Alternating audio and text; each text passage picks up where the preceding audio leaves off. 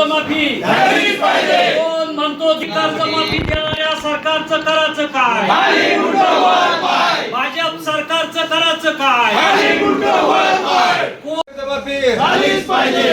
चंद्रकांत दानवे साहब तुम आगे बढ़ो, हम तुम्हारे साथ हैं. चंद्रकांत दानवे साहब तुम आगे बढ़ो, हम तुम्हारे साथ हैं. रोहित दादा तुम आगे बढ़ो, हम तुम्हारे साथ. सरकारचं करायचं काय? खाली मुंडकं वर पाय. काल मान्य या राज्याचे तरुण तरफदार युवकांचे नेते माननीय रोहित दादा पवार साहेबांनी 27 वर्षे आम्हाला राष्ट्रवादीला पूर्ण झाल्याच्या नंतर वर्धापन दिनाच्या दिवशी त्यांनी सर्व महाराष्ट्रातल्या जनतेला सांगितलं की मी अन्नत्याग उपोषण करणार आहे पंढरपूरला. तर त्या निमित्ताने आज ते पंढरपूरला उपोषणला बसलेले. मोठ्या संख्येनं राज्यातून तरुण, शेतकरी, कष्टकरी, मजूर सगळे हे तिथं पंढरपूरकडे निघालेले आणि मोठ्या संख्येनं तिथं आज जमलेले.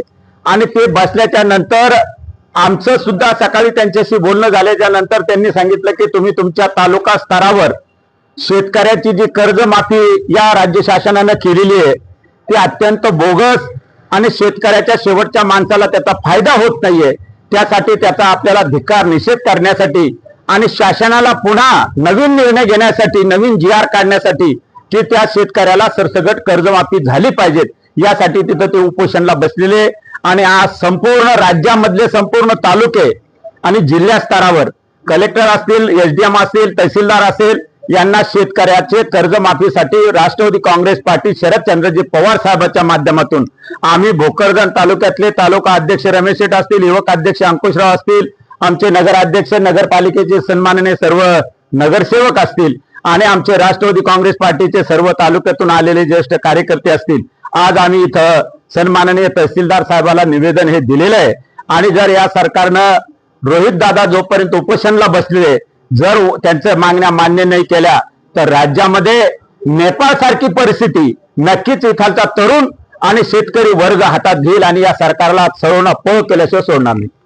भाजप आणि महायुतीच्या सरकारनं शेतकऱ्यांना फसवण्याचं आणि देशोधडीला लावण्याचं काम या भाजप सरकारनं केलेलं आहे.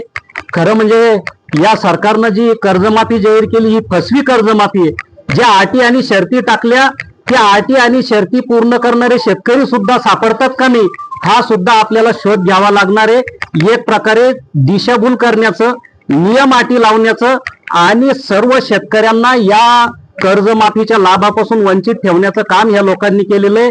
2019ला ज्याला कर्जमाफी मिळाली तर त्याला आता कर्जमाफी मिळणार नाही, फक्त 50,000 रुपये मिळतील.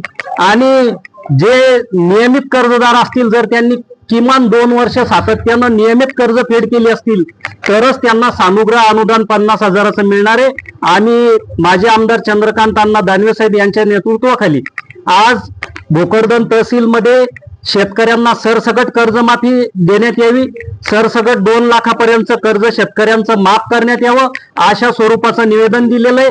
जर 2019चा आमदार डबल 2024ला आमदार होऊ शकतो तर मग ज्यावेळेस 19ला शेतकऱ्यांना कर्जमाफी झाली तर आता तुम्ही 2026ला कर्जमाफी का देत नाही हा सर्व शेतकऱ्यांच्या वतीनं आम्ही हा प्रश्न या सरकारला विचारतोय. आणि जर तुम्ही निर्णय घेणार नसाल तर मग 29ला हे सर्व जे आमदार आहेत तर हे पुन्हा आमदार कसे होतील हे सुद्धा त्यांनी आत्मपरीक्षण केलं पाहिजे आणि शेतकरी त्यांना धडा शिकवल्याशिवाय राहणार नाही. तहसीलला सन्माननीय माजी आमदार चंद्रकांतजी दानवे साहेब यांच्या नेतृत्वाखाली संपूर्ण राष्ट्रवादी काँग्रेसचे प्रमुख पदाधिकारी आणि राष्ट्रवादी काँग्रेसचे सर्वच तालुकाभरातून आलेले कार्यकर्ते, प्रमुख कार्यकर्ते यांनी या ठिकाणी आम्ही तहसीलदार साहेबांना निवेदन दिलेलं आहे. सन्माननीय आमचे नेते रोहित दादा पवार हे आज अन्नत्याग आंदोलन करायला बसलेले आहे आणि त्याचा मेसेज हा संपूर्ण महाराष्ट्रभर गेलेला आहे. हा मेसेज जात असताना आम्हाला पक्षाच्या सूचना आल्या की बा या ठिकाणी शेतकऱ्यांची कर्जमाफी ही अतिशय फसवी कर्जमाफी आहे. ज्यावेळेस या महायुतीच्या सरकारनं इलेक्शन लागलं होतं, इलेक्शनच्या पिरियडला कर्जमाफी सरसकट करू असं सांगितलं होतं, परंतु 3 लाखाची जी कर्जमाफी आहे 3 लाखाच्या वरची ती सुद्धा करत नाही. 2 लाखाची सांगितली त्याच्यामध्ये सुद्धा खूप जाचकाठी त्या ठिकाणी घातलेल्या आहेत आणि त्या जाचकाठी तोडून जर केलं तर शेतकरी कर्जमाफीत बसूच शकत नाही अशी परिस्थिती आज त्या ठिकाणी निर्माण झालेली आहे. आणि म्हणून आमचे नेते रोहित दादा पवार यांनी सांगितलं की जर सरसगट शेतकऱ्यांना कर्जमाफी करत असाल तर चालेल, परंतु सुप्रियाताईंना त्यांनी सांगितलं की बा तुम्ही आता अन्नत्याग आंदोलन हे करू नका, परंतु माझ्या शेतकऱ्यासाठी, माझा या महाराष्ट्रातला शेतकरी आधी शेतीमालाला भाव नाही, सोयाबीन कमी भावाने गेली, कापूस कमी भावाने गेला, अतिशय मेटाकुटीला आलेला शेतकरी आज 2100 रुपयाला 10-26 ची खताची गोणी झालेली आहे. युरिया मिळत नाही, डीएपी मिळत नाही, अतिशय कृषी सेवा केंद्राच्या समोर रांगा लागलेल्या आहेत. आणि अशा परिस्थितीमध्ये शेतकऱ्यांचा छळ या सरकारनं लावलेला आहे आणि त्याच्यासाठी कोणीतरी त्या शेतकऱ्याच्या पाठीशी उभं राहावं म्हणून सन्माननीय भोकरदन तालुक्यातून माजी आमदार चंद्रकांत पुंडलिकराव दानवे यांच्या नेतृत्वाखाली संपूर्ण शेतकरी बांधव आज उभा राहिलेला आहे. आणि जर कधी त्यांनी सरसकट कर्जमाफी नाही केली तर या भोकरदन तालुक्यामध्ये संपूर्ण अधिकाऱ्यांना आम्ही सळोकी पळो करून सोडणार आहे आणि कर्जमाफी ही द्यायलाच भाग करू. माफी आज जाहीर केलेली आहे. ही अतिशय तोंडाला पानं पुसणारी कर्जमाफी झालेली आहे आणि असं जसं गुडघ्याला गुळ लावून फक्त चाटत बसावं अशी परिस्थिती त्या ठिकाणी शेतकऱ्यांना केलेली आहे. परंतु शेतकरी तुम्हाला धडा शिकवतील आणि म्हणून तुम्हाला संपूर्ण कर्जमाफी देण्यासाठी आम्ही या ठिकाणी निवेदन द्यायला आलेलो आहेत. सन्माननीय माजी आमदार चंद्रकांत पुंडलिकराव दानवे यांच्या नेतृत्वाखाली सर्वांनी आम्ही निवेदन दिलेलं आहे. याच्यानंतर जर कर्जमाफी झाली नाही तर मोठं आंदोलन या भोकरदन तहसीलवर आम्ही करणार आहोत. मी ज्या मुख्यमंत्री साहेबांनी घोषणा केली की आता शेतकऱ्याचं कर्ज माफ झालं तर माझा परिवार खुश झाला साहेब. आम्हाला वाटलं की आता 100% कर्ज माफ झालं आणि मी बँकेत गेलो.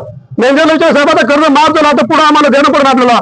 मॅनेजर साहेबांनी सांगितले की बाबा अशा अटी म्हणजे याच्यामध्ये आपले 6-7 हजार लोक आहे म्हणजे खातेदार, त्यातले 200-300 लोक बसते की नाही याचं मला शेतकऱ्यामध्ये म्हणून अशी फसवी कर्जमाफी आहे. शेतकरी नुसतं आशेला लावलं आणि गाजर झालं काम झालं, बाकी काही नाही याच्यात.